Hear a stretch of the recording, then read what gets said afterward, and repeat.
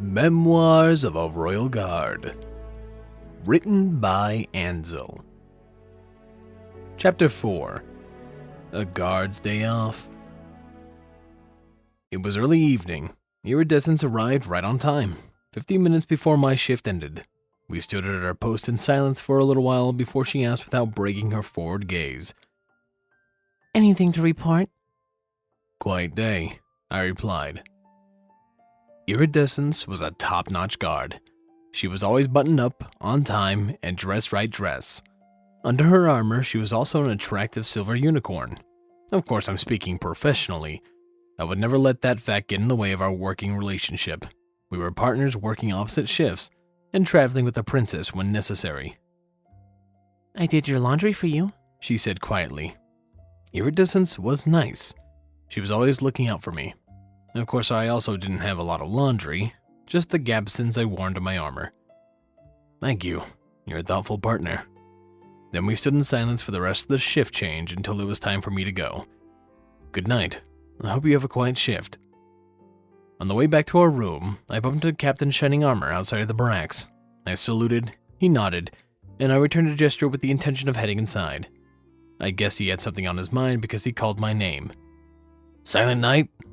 Yes, sir, I replied and stood at attention. At ease. I know you're off duty. Officers. Dad always said that when they're around, even if you're off duty, you're on duty. He didn't raise a fool. Thank you, sir. I relaxed my stance slightly. How are things working out for you? Are you getting on fine? I quickly nodded and replied, yes, sir. He looked at me for a long moment, as if he was waiting for me to elaborate. I didn't. The captain shrugged and went on. Princess Luna has said very positive things about your professionalism and dedication. She's very pleased with your performance. She is most kind, sir. Shining Armor sighed. Listen, Silent Knight, you're an excellent guard. As your commander, I'm proud of you. You stand out and you're top-notch, even more so considering all your peers have a lot more experience. But from one stallion to another, I worry a little. There is more to life than the job. My head tilted. Sir? I asked around. You seem to spend all your time on duty, practicing, doing physical training or studying. That is commendable and I am in no way chastising you, but I feel like that sort of life isn't sustainable. He paused and shifted uncomfortably. I should know. My little sister was, or maybe still is, the exact same way. He elaborated and I could tell it was somewhat tough for him. All she did was study her magic and worry about the next test or project. It was getting so extreme that our mentor, Princess Celestia herself, stepped in to help her. It was a kind thing she did. My sister had made some friends and even has fun every now and then. He smiled a bit. So, as a mentor, I hope you'll take my advice. Maybe actually take a day off now and then when you have your days off, okay? Shining Armor was my mentor? The captain of the Canterlot Guard? He wanted me to work less. Was this a test? It didn't make any sense to me. My father had always coached me on keeping on edge and staying focused. I did sometimes wonder about what else was out there, though. Now that the captain was telling me to relax a bit, and I shouldn't disobey an order, I noticed that he was staring at me, waiting for me in some way to acknowledge what he said. How long had I been standing here in silence? I understand what you're saying, sir. I started. Order received. I'll start using at least one of my days off to relax and find something fun to do. The captain laughed and shook his head. It wasn't an order, Silent Knight, but I'm glad you'll take my advice.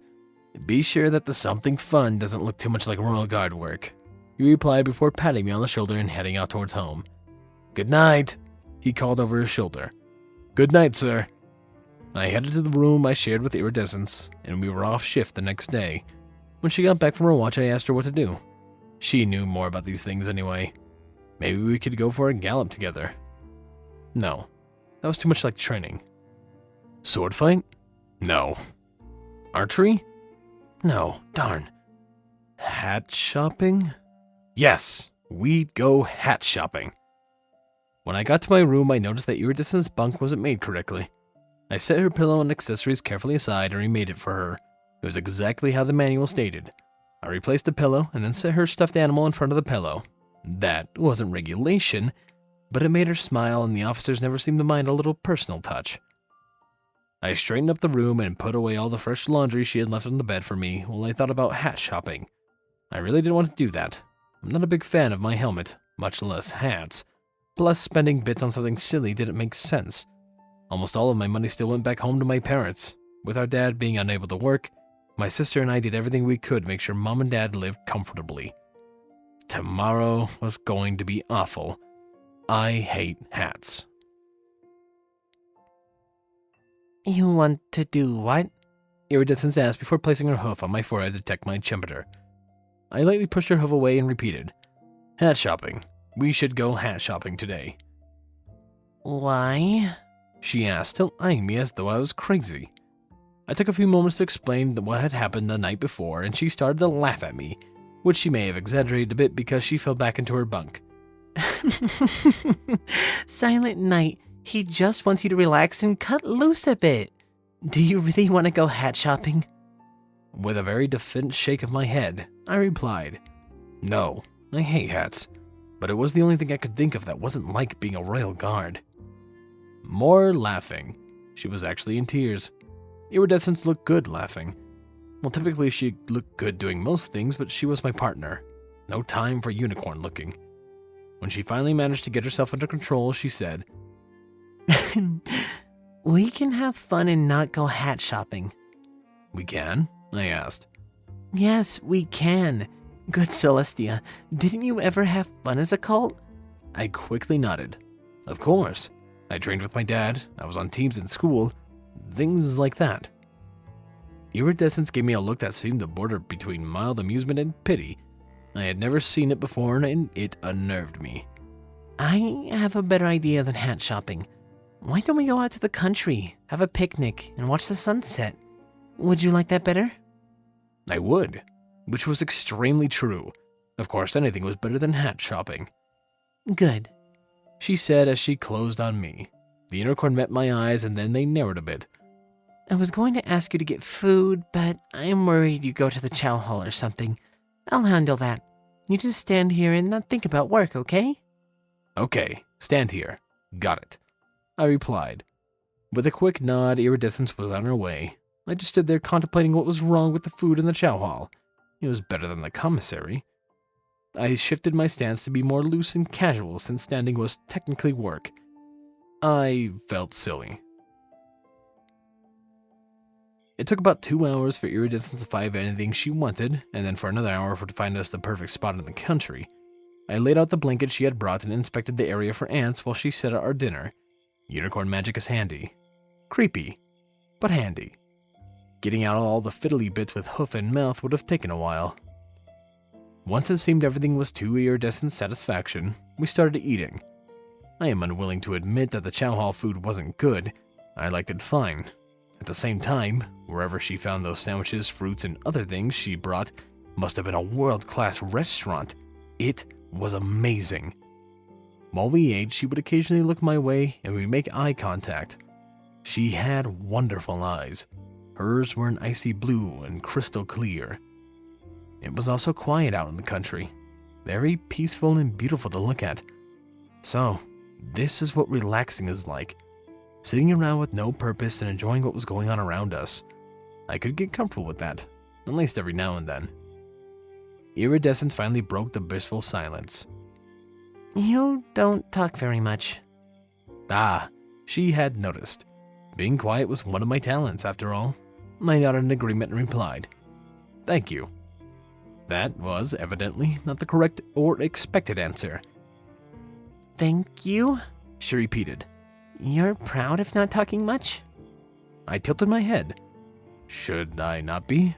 I was always told a good guard keeps quiet and speaks clearly when spoken to. It isn't polite to brag, but I'm probably the best pony at being quiet. My unicorn partner laughed again, which was good. She shook her head. You know, that you don't have to be guard 24 hours a day. You can just be Silent Night when you're not in the armor. It seemed like a lot of ponies had given me advice on not being a guard. I was starting to question if it had been doing something wrong, but I understood what iridescence meant. There is more to a pony than the job, my mother had said once. Dad always said free time could go used to get a leg up on the lazy. They had never agreed about that sort of thing. I ate my tiny sandwich. I'll talk to you. What do we talk about? I'm honored, Iridescence said with a slightly teasing tone. Why don't we start with something easy? She pointed a hoof at my flank. How did you get your cutie mark? My cutie mark was interesting. It had both obvious and curious elements to it. Like many ponies destined to be a royal guard, it featured a sword, a silver sword to be specific. The odd part was that it was set against a light blue crescent moon. That never made sense to me. It had been a while since I thought about my mark. I'd use it to carry a wooden sword and pretend I was a great warrior. Even before I knew anything about wanting to be a royal guard, my sister, Winterspear, would pretend to be a villain, and we'd spar like ponies in adventure stories. She always wanted to be the bad pony for some reason. Most of the time, she would defeat me easily. She was 4 years older after all. One winter, however, I hit a growth spurt and ended up being the large for a cult. We were playing a game where I was trying to rescue a beautiful princess that my sister, the equally beautiful queen, had hidden away. Well, I guess the climax of our little adventure tale, there was to be a sword fight. Instead of her winning, I did. I bopped her on the snout with my sword and she dropped hers. I won. My cutie mark appeared right then. The sword makes sense, but I never understood the moon. Iridescence was wide-eyed. Nervously, I asked, "What?" You just strung together more words you've said in the last 5 minutes than you've said your entire time we've been partners, She said with a laugh. Well, clearly you were just destined to protect Princess Luna. I thought that over. Could that have been it? I didn't think so. I never really believed in fate. Besides, I got my cutie mark while Princess Luna was still trapped in the moon. It was somewhat convenient, even if coincidental, maybe. Maybe. Thank you for not agreeing to buy hats with me. This is much more fun. Iridescent smiled at me and scooted a little closer. You're welcome. Is there anything else you like or think you might like? Games. I'm pretty sure I'd like games. The kind with little pieces. When I was a foal, I never had time for them. Her tone changed. Oh, well then, you should get some games. I think Princess Luna likes games too. Perhaps ask her? Maybe, was all I said. We sat quietly, ate the rest of our dinner, and looked out to the west. It was just about time for the sun to set, and I thought about how it was weird that I had never paid it much mind. It really was an amazing thing. All of the colors, the light disappearing, and the fact that it was all done by one powerful pony. Sometimes ponies forget that Princess Luna and Celestia aren't just princesses, they're alicorns too.